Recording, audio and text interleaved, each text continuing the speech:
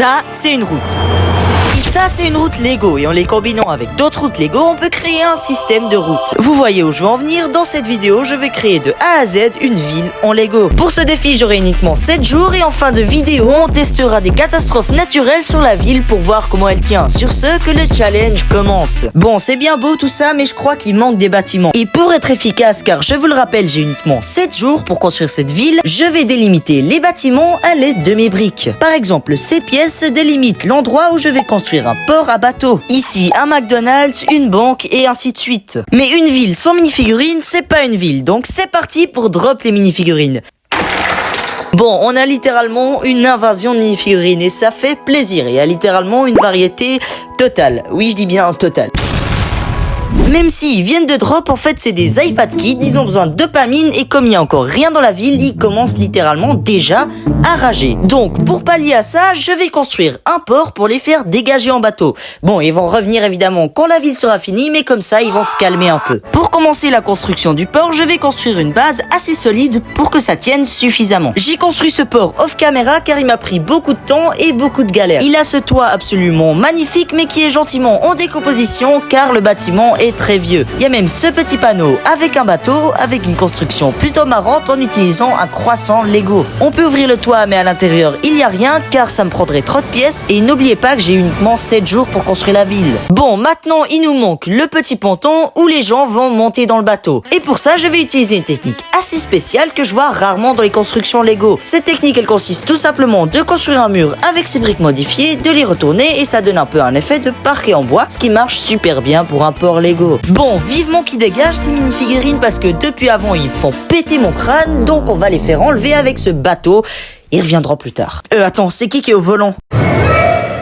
Bon, le port est fait, maintenant on va passer à la banque juste ici. Comme on peut le voir, la base est un peu plus petite et je vais essayer de me débrouiller sur cette petite surface. Pour cette banque, je vais m'inspirer d'un ancien set que Lego avait fait, celui-ci. Tout comme le bâtiment qu'on a construit avant, je vais commencer par une base de briques suivie de plaques. Et même à l'avant, j'ai pu placer ces petits escaliers qui rendent plutôt cool. Et voilà, on a notre base de plaques qui est plutôt satisfaisante. Maintenant, je vais ajouter la façade, les vitres et tout le reste. Dans ma collection, j'ai même trouvé cette pièce d'une porte ultra épaisse qui passera super bien donc pour protéger la banque. Bon, j'ai enfin fini de construire tout l'extérieur, maintenant on va passer à l'intérieur. Je vais mettre un petit comptoir pour le banquier super classe qui ressemble littéralement à tous les banquiers que tu peux croiser chez toi. Et j'ai aussi fait ce coffre-fort avec les petits roulements, vous savez, comme dans les vrais coffres-forts. À l'intérieur, évidemment, j'ai mis beaucoup d'or et d'autres trucs qui ont de la valeur en 2025, comme par exemple un livre sur comment faire de l'argent, 2 iPhones, car on sait qu'en 2025 c'est super cher, et tout un tas de trucs qui devraient être dans un coffre-fort. À l'avant, j'ai ajouté 2 arbustes et le toit que j'ai fait off caméra. Je trouve que le rendu passe super bien et reconnaît directement que c'est une banque. On a déjà réussi à construire 2 bâtiments aujourd'hui, ce qui est plutôt pas mal. La suite, on la fera demain.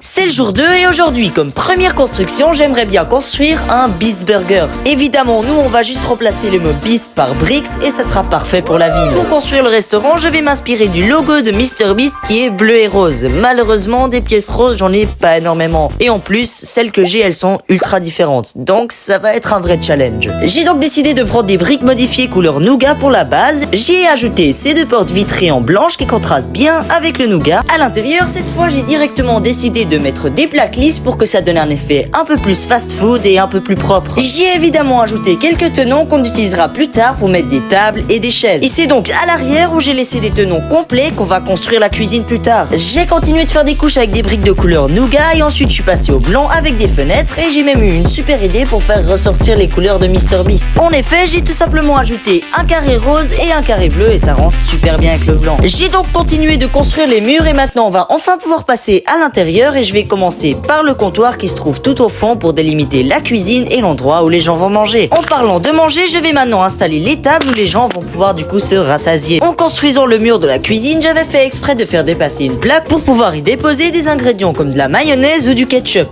J'ai même construit cet énorme burger qui est constitué de pain, de viande, de fromage et de nouveau du pain. Et celui-ci, je crois que le chef il l'a un peu trop grillé. Maintenant, j'ai plus qu'à ajouter le toit et on voit qu'il manque quelque chose.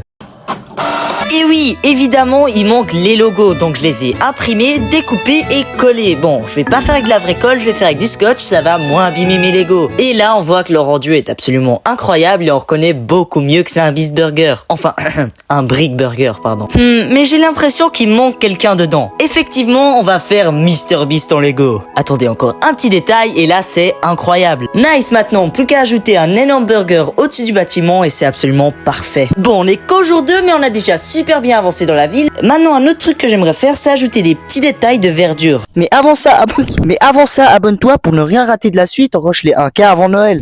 Je trouve que cette partie de la ville est un peu trop vide, c'est donc pour ça qu'on va construire un fragment de plage. Mais d'abord, je trouve que l'eau juste à côté de la route, ça fait super bizarre, donc on va construire un petit muret pour que ce soit plus réaliste. Là, c'est bien, mais c'est pas assez lisse, donc on va ajouter des plaques lisses et là, ça rend super bien. Je vais ensuite me munir de mes plaques beige pour construire un petit coin de plage. Il manque plus qu'un panier, vraiment le stéréotype des îles. Ça paraît peut-être un peu vite comme ça, mais croyez-moi que quand les minifigurines reviendront, ça rendra beaucoup mieux. Bon, il se fait tard et j'ai encore plein de bâtiments à construire, donc on va continuer le reste demain.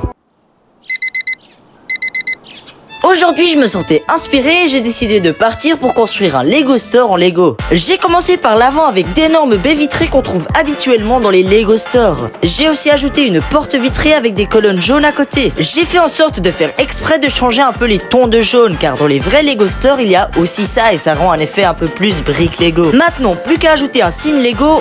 Ok, non, un peu plus grand quand même, faut pas abuser. Les murs ont exprès été construits de manière pas du tout stable, car à la fin de la vidéo, ça va rendre un effet super stylé quand le tsunami va l'atteindre. Dans quasiment chaque Lego Store, il y a un mur où on peut prendre des pièces à l'unité. Et c'est d'ailleurs ce que je vais construire maintenant en prenant une géante plaque et en y ajoutant des tenants de couleurs et ça rend super stylé. Maintenant, plus qu'à lisser le sol en n'oubliant évidemment pas de laisser des tenants pour plus tard y ajouter des détails. D'ailleurs, j'ai aussi remarqué que dans tous les Lego Store, à l'avant de la vitrine, il y a des modèles géants construits en Lego. J'ai donc représenté ça en mettant un canard à cibri qui pour une minifigurine Lego est assez grand. Et de l'autre côté, j'ai ajouté la machine à minifigurines pour les Lego. Bon, celle-ci, j'ai dû la faire miniature parce que le modèle de base, il serait un peu trop grand, je pense. Sur le mur, j'ai aussi mis Spider-Man parce que je pensais que ça rendrait plutôt cool. C'est Spider-Man, fils de pute. J'ai aussi construit une table ronde en y ajoutant des sets miniatures que Lego ont vraiment fait. Et il y a même Mr Gold. Maintenant, il n'y a plus qu'à construire le comptoir, ce petit armoire avec des sets Lego. Le toit, j'ai tout simplement construit un mur de briques et je l'ai penché de côté pour que ça donne vraiment un toit lisse et propre. Bon, personnellement,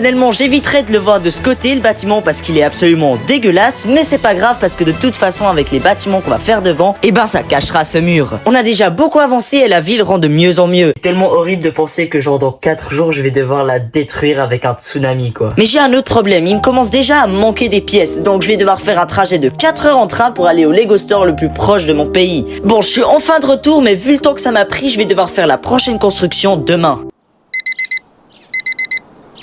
Un bâtiment que personnellement j'aimerais bien voir se faire détruire par un tsunami, c'est une école et c'est donc pour ça qu'on va construire ça aujourd'hui. Commencer par construire des petits escaliers à l'avant. Maintenant, comme pour les autres bâtiments, il n'y a plus qu'à faire la base avec des plaques. Pour la façade du bâtiment, j'ai d'abord construit des colonnes beige et ensuite j'ai construit une section de mur que j'ai dupliquée en claquant des doigts. Personnellement, j'adore le contraste entre les colonnes et les murs. J'ai continué de faire le reste du bâtiment et maintenant il me reste plus que l'intérieur. En commençant par ces casiers de couleur orange et turquoise qui contrastent super bien avec le reste du bâtiment. Pour le côté droit du bâtiment, dans cette salle, je vais construire un énorme bureau qui sera le bureau de la proviseure, une salle de classe où t'as vraiment pas envie d'aller. Nice, maintenant, prochaine classe. Et dans cette classe, j'aimerais bien construire une classe plutôt basique avec un tableau blanc et un squelette de biologie. On va même y ajouter une bibliothèque, le bureau du professeur et ça rend plutôt classique. J'ai construit le toit en utilisant la même technique que j'avais utilisée pour le Lego Store et j'ai ajouté une horloge dessus, ce qui est très stéréotype des écoles. J'ai même laissé des vitres pour qu'on puisse voir à travers. Je suis franchement très fier de ce bâtiment et je pense que c'est le meilleur qu'on a fait jusqu'à maintenant. Maintenant, le reste, on le fera demain.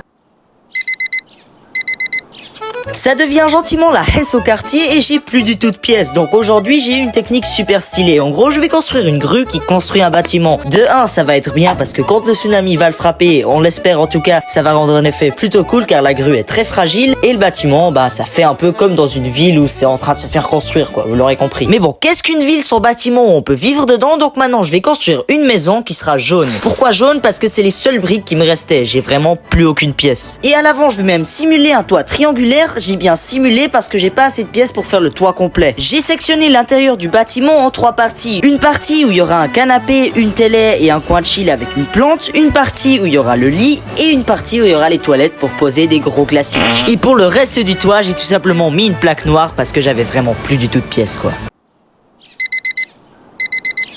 On est maintenant à l'avant-dernier jour avant que j'inonde ma ville et aujourd'hui on va rajouter les petits détails comme les mini-figurines ou encore les véhicules. Et bon, cette fois-ci on va mettre les mini-figurines à l'intérieur des bâtiments parce que s'ils sont au milieu de la route, ils vont juste se faire écraser. Je vais donc simplement disperser les mini-figurines par-ci par-là dans les bâtiments. Je vais même ajouter quelques vélos, un scooter et on va passer maintenant aux voitures. Une Jeep, une Range Rover, la voiture de Paul Walker et une Ferrari. Maintenant on n'a plus qu'à les placer dans la ville, dormir et le lendemain on va se réveiller pour inonder la ville. Mais avant de passer directement au tsunami, on va tester quelques catastrophes naturelles comme par exemple un tremblement de terre ou alors une météorite. On voit que ça a quand même fait pas mal de dégâts quoi. On a déplacé le toit, la grue elle est pétée genre. On a enlevé une partie de l'école. Mais ça va, en vrai la ville elle a assez bien résisté quand même. Maintenant on passe au tsunami. Bon, donc j'ai l'énorme bac d'eau juste ici et la ville juste là. Et c'est parti, faut que je me dépêche, il y a bientôt plus de soleil. Il y a un petit gars juste ici qui veut profiter du soleil, mais je pense qu'il va se prendre plein d'eau dans le crâne. J'ai vraiment pas envie de faire ça, mais bon, abonnez-vous. Let's go! J'ai vraiment pas envie de faire ça, mais bon, abonnez-vous. Let's go! Let's go!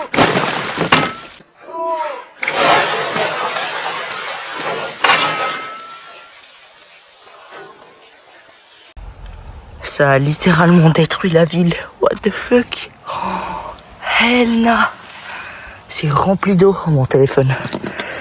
Ah, il filme toujours. Je m'attendais franchement pas à ça. La puissance de l'eau est absolument aberrante. Elle a enlevé des toits. Carrément, c'est vraiment inondé de partout. Il y a même des personnages qui ont éjecté, etc. Et j'ai même un invité surprise qui s'est ramené sur la table.